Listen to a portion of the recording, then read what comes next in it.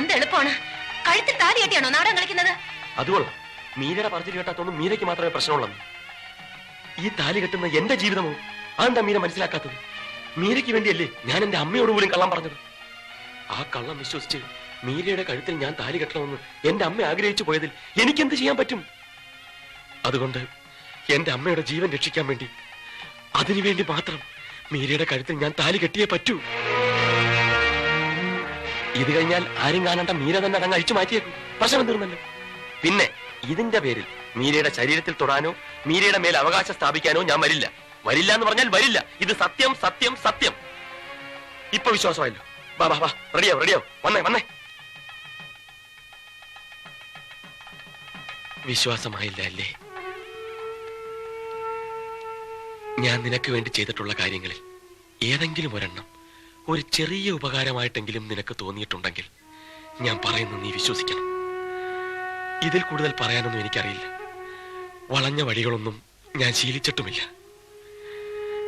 മീരേ, സ്വന്തം മകന്റെ താലികെട്ട് കാണാൻ കൊതിച്ചു വന്ന ഒരു അമ്മയുടെ മൃതശരീരം കാണാനുള്ള ഗതികേട് എനിക്കുണ്ടാക്കരുത്. അത്ര മാത്രമേ എനിക്ക് പറയാനുള്ളൂ.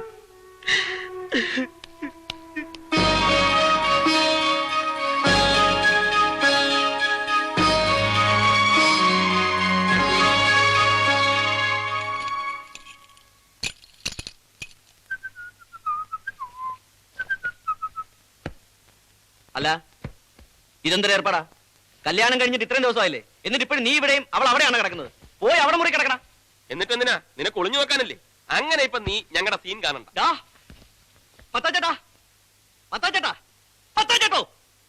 എന്താടാ തുടങ്ങിയ പിന്നെയും? ഇവനെ നോക്കിയേ, ഇവന്റെ കല്യാണം ശരിക്കുള്ള കല്യാണമായിരുന്നു എന്ന് എനിക്ക് സംശയമുണ്ട്. അല്ലെങ്കിൽ ആ പെണ്ണിനെ അവിടെ തനിച്ചാക്കിട്ട് ഇവൻ ഇവിടെ വന്ന് കിടക്കുന്ന എന്തിനാ? ശരിയാണല്ലോ, നിനക്ക് അവിടെ പോയി സുഖമായിട്ട് കിടന്നൂടാ ഗോപാലകൃഷ്ണ. ഓ, ആ സുഖം ഞാൻ വേണ്ടെന്ന് വെച്ചു. നിങ്ങളൊക്കെ ഇവിടെ ഇങ്ങനെ ദുഃഖിച്ചു കഴിയുമ്പോ ഞാൻ മാത്രം സൂഹിക്കുന്നത് ശരിയല്ലല്ലോ. അങ്ങനെ നീ എന്തിനാണ് ഒരു ത്യാഗം ചെയ്യണേ? എഴുന്നേൽക്കടാ, എടാ ഇങ്ങോട്ട് എഴുന്നേൽക്കാൻ. എഴുന്നേൽക്കടാ. മത്തായി ചേട്ടാ, ഞാനൊന്ന് പറയട്ടെ. തൽക്കാലം ഞങ്ങൾക്ക് കുട്ടികൾ വേണ്ട. 1 കൊല്ലം കഴിഞ്ഞിട്ട് മതിയെന്ന ഞങ്ങളുടെ തീരുമാനം. എടാ കാട്ടുപോത്തെ, ഇപ്പൊ പോയി കിടന്നാലേ 1 കൊല്ലം കഴിഞ്ഞിട്ട് കുട്ടികളുണ്ടാവുള്ളൂ. അല്ലാണ്ട് നാളെ കാലത്തൊന്നും കുട്ടികളുണ്ടാവില്ല. ബാലശ പിടിച്ചേ, പിടിക്ക്. എന്തോ ഞാൻ പോവാ. സാധനം വീണു. ഓക്കെ, ഇവന് ചിലപ്പോ കുടുംബാസൂത്രണത്തിൽ ചിലപ്പോ ഗവൺമെന്റിൽ നിന്ന് കാശ് കിട്ടൂട്ടോ. തെമ്മാരത്തിനെ കാണിക്കുന്നത് അതിന് വേണം കേട്ടോ. എന്താ ഇത്? മര്യാദയ്ക്ക് കട്ടിൽ ഇങ്ങോട്ട് കൊണ്ടുവരണോ ഞാൻ അങ്ങോട്ട് വരണോ? ബാലകൃഷ്ണ, ഇത് നല്ല ഐശ്വര്യമുള്ള കട്ടള. എന്റെ അപ്പാപ്പൻ ഇതുമ്മ കിടന്നിട്ട് 3-ാം ദിവസം തട്ടിക്കും. ഇതെന്താ ഇങ്ങോട്ട് പിടിച്ചോണ്ട് വരുന്നത്? ഇതെന്താണെന്ന്? കട്ടില് കണ്ടൂടെ? അങ്ങ് മാറി കൂട്ടി. ഇതെന്തിനാ ഇവിടെ കൊണ്ടിടുന്നത്? ഇന്നു മുതൽ ഈ കട്ടിലിന്റെ സ്ഥാനം ഇവിടെയാ. ഇവിടെ ഒരു കട്ടിലുണ്ടല്ലോ, പിന്നെ എന്തിനാ ഇത്? അത് തന്റെ കട്ടില്. ഇതേ കിടക്കേണ്ട ആൾ ഇപ്പൊ വരും. ആര്? നീ ഇതങ്ങോട്ട് വിരിച്ചേ. ചോദിച്ചത് കേട്ടില്ലേ? ആരെവിടെ വന്ന് കിടക്കാൻ പോകുന്നേന്ന്? ചൂടാവല്ലേ സിസ്റ്ററെ, ഞാനല്ല. പോരെ, നിനക്കെന്താ നാണം? ഇന്ന് മുതൽ നിങ്ങൾ 2 അല്ല 1. അയ്യേ, നീ എന്തിനാണ് അവിടെ വട്ടം കറങ്ങി നിൽക്കണേ? നാണമില്ലേ? അടച്ചുകളല്ലേ? ഓ, അടച്ചു കളഞ്ഞു. മത്തായി ചേട്ടാ, പുറത്തുനിന്ന് കുറ്റിയിട്ടേക്കല്ലേ? കുറ്റിയൊന്നും ഇട്ടിട്ടില്ലടാ. അയ്യോ, കുറ്റിയിട്ട് കളഞ്ഞു. ഇതാ ചെറിയ കാര്യം മതി, മത്തായി ചേട്ടാ ഉടനെ കുറ്റിയിട്ട് കളയും.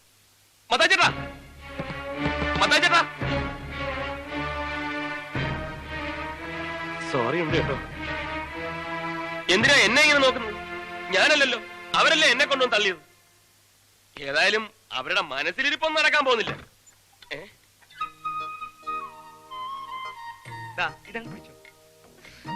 അയ്യോ, നാണം നാണം നാണം. പകുതി കുടിച്ചിട്ട് ബാക്കി പകുതി ആ കുട്ടിക്ക് കൊടുത്തേക്ക്. പിന്നെ ബാക്കി ഉണ്ടെങ്കിൽ നാളെ കാലത്ത് കുടിക്കും. മത്തായിച്ചേട്ടാ, ഓ പിന്നെ അടച്ചു കുറ്റിയിട്ടല്ലോ. ഇത് വലിയ ശല്യമായല്ലോ. ഇന്നിവിടെ എന്തെങ്കിലുമൊക്കെ നടക്കുമെന്ന അവന്മാരുടെ വിചാരം. അതിന് വേറെ ആളെ നോക്കണം. മീര പേടിക്കണ്ട, കട്ടിൽ സൗകര്യമായിട്ട് കിടന്നോളൂ. ഞാനിവിടെ അറ്റത്ത് ഒതുങ്ങി കിടന്നോളാം. പോരെ? വേണ്ട, കട്ടിലിന്റെ സാറ് തന്നെ വിസ്തരിച്ച് കിടന്നോളൂ.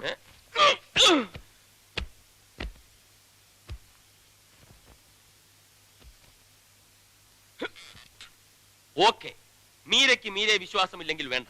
പക്ഷെ എനിക്ക് എന്നെ നല്ല വിശ്വാസമാണ്. ഇനി മീരയുടെ ഭാഗത്തു നിന്ന് എന്തെങ്കിലും തെറ്റുണ്ടായാലും ഞാനത് തടയും. Good night.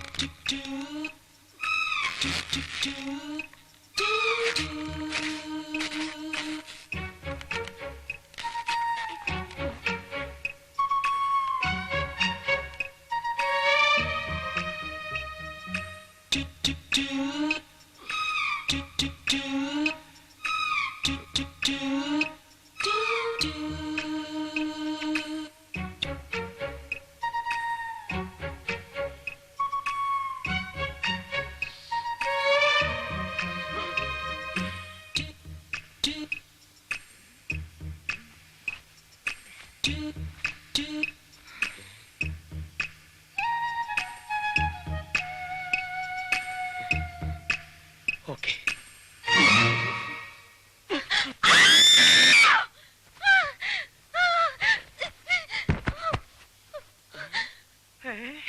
ബാലകൃഷ്ണൻ എന്താണ് ഒച്ച കേട്ടത്? ഫസ്റ്റ് നൈറ്റ് അല്ലേ, അതിന്റെ ആയിരിക്കും മത്തായിച്ചേട്ടാ. ഫസ്റ്റ് നൈറ്റ് എന്ന് പറഞ്ഞിട്ട് ഇങ്ങനെ ഒച്ച ഉണ്ടാവൂ?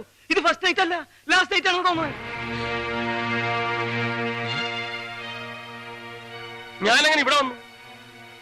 ആരാ എന്നെ പൊക്കിയെടുത്ത് ഇവിടെ കൊണ്ട് കിടത്തിയത്? നീയാണോ? മതി, അഭിനയിച്ചതും പച്ചപ്പാവൻ ചമഞ്ഞതൊക്കെ. ചതിയനാണ് നീ, കൊടും ചതിയൻ. മീര, ബഹളം ഉണ്ടാക്കരുത് പ്ലീസ്. അപ്പുറത്ത് അവരൊക്കെ ഉണ്ട്. അവരൊക്കെ കേക്കട്ടെ, സത്യം എന്താണെന്ന് അവരറിയട്ടെ. നിങ്ങൾ ചെയ്ത വൃത്തികേടുകളൊക്കെ ഇവിടെ എല്ലാവരും അറിയട്ടെ. അതിന് ഞാൻ എന്ത് വൃത്തിയേടിയതെന്നാ? ഉറക്കത്തിൽ അറിയാവുന്ന കെട്ടിപ്പിടിച്ചോ? അപ്പൊ നീ എന്നെ ഉറക്കത്തിൽ കെട്ടിപ്പിടിച്ചോ? അത് ഞാൻ ക്ഷമിച്ചില്ല. അതുപോലെ ഞാനും ഒന്ന് അറിയാണ്ട് ചെയ്തു പോയതാ. അറിയാണ്ടാണല്ലേ?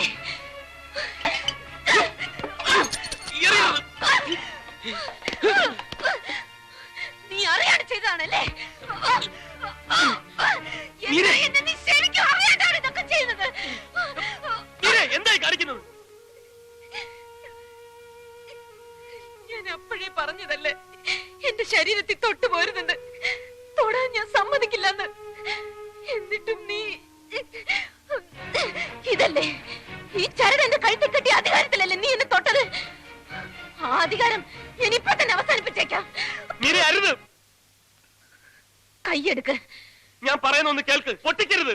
കൈയെടുക്കാനാ പറഞ്ഞത്. പൊട്ടിക്കരുതെന്നാ പറഞ്ഞത്. പൊട്ടിക്കും, പൊട്ടിക്കെന്ന് പറഞ്ഞ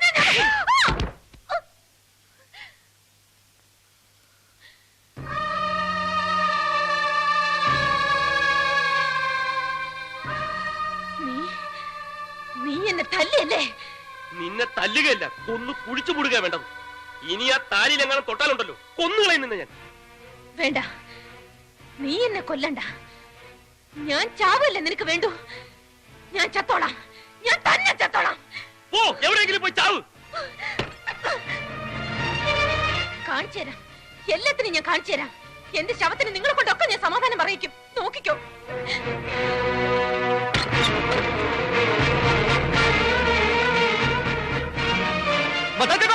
അവിടെ കിണറ്റിന് നേരെ പോണു. അയ്യോ, അവള് ചാടും, അവൾ ഉറപ്പായിട്ട് കിണറ്റി ചാടും. മീരേ, മീരേ, മോളെ ഞാൻ പറയണത് കേട്ടോ. ഞാൻ പറഞ്ഞത് കേൾക്കാൻ മോളെ എന്തെങ്കിലും പെണ്ണെ മര്യാദ കേൾക്കാൻ പറ്റില്ലല്ലേ?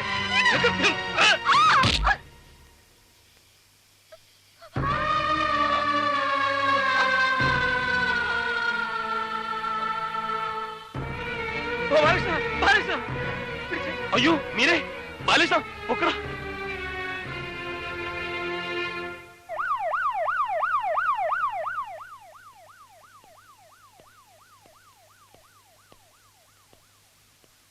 ആ പെൺകുട്ടിയുടെ ഭർത്താവാരാ? ദേ ഇവനാ ഗോപാലകൃഷ്ണൻ. ഇരിക്കൂ.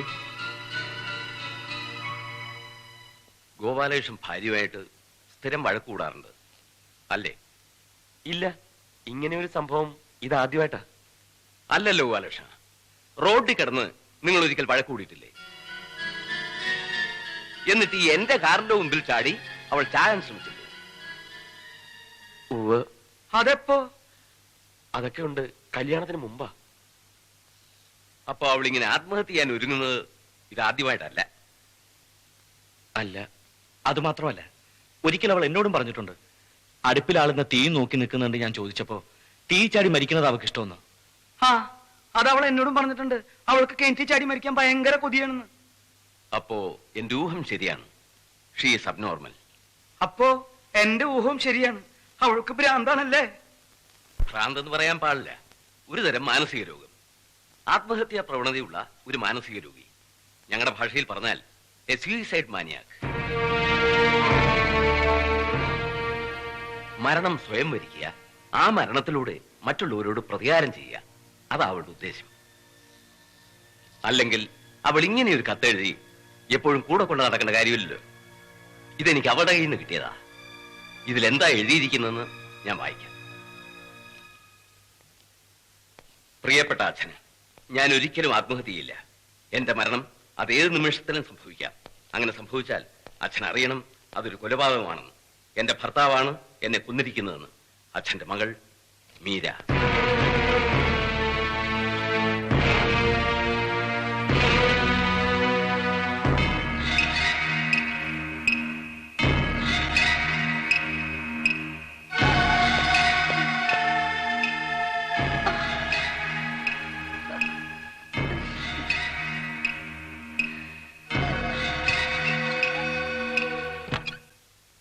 എടാ, എന്ത് പണ്ടാരത്തിനാടാ ഇവിടെ ഇതിനിങ്ങനെ കൊണ്ട് കളിത്തിരിക്കുന്നത്?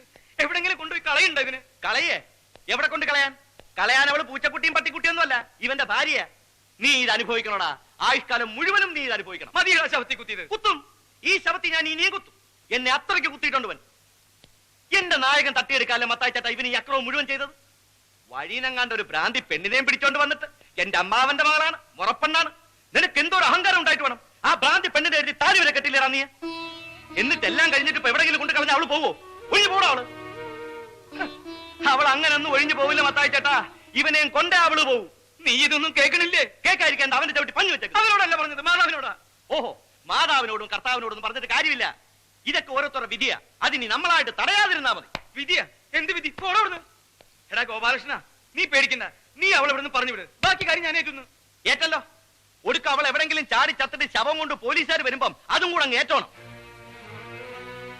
എന്റെ മത്തായിച്ചേട്ടാ, ഇവൻ അവളുടെ കഴുത്തിൽ താലി കെട്ടി പോയില്ലേ? ആ താലി അവളുടെ കഴുത്തിൽ കിടക്കുന്നിടത്തോളം കാലം അവൾ ഭാര്യയും ഇവൻ അവളുടെ ഭർത്താവുമാ. അവൾക്കിനി എന്ത് സംഭവിച്ചാലും അതിന്റെ മുഴുവൻ ഉത്തരവാദിത്വം ഇവനാ.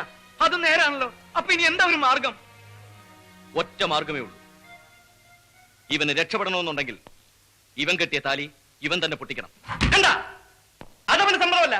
ഇതാ ഞാൻ പറഞ്ഞത്, ഓരോരുത്തരുടെ വിധിയെ അനുഭവിക്കട്ടെ എന്ന്. എടാ, നീ ഇത് പൊട്ടിക്കുന്നുണ്ടോ? ഇല്ലെങ്കിൽ ഞാനിത് പൊട്ടിച്ച് വലിച്ചെറിയും. പൊട്ടിക്കാന്ന് പറയടാ. എടാ പറയാൻ. എന്ത്?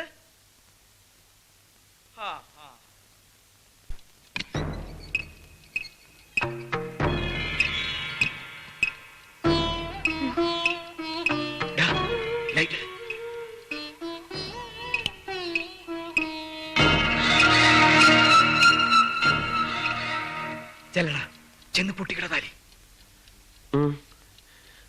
പൊട്ടിക്കണോ മത്തായിച്ചേട്ടാ? ഒന്നുകൂടെ ഒന്ന് ആലോചിച്ചിട്ട്. ഇനി എന്തോന്ന് ആലോചിക്കാൻ? നീ അങ്ങോട്ട് ചെന്ന് പൊട്ടിക്ക്. ചെല്ല്. ചെല്ലാൻ.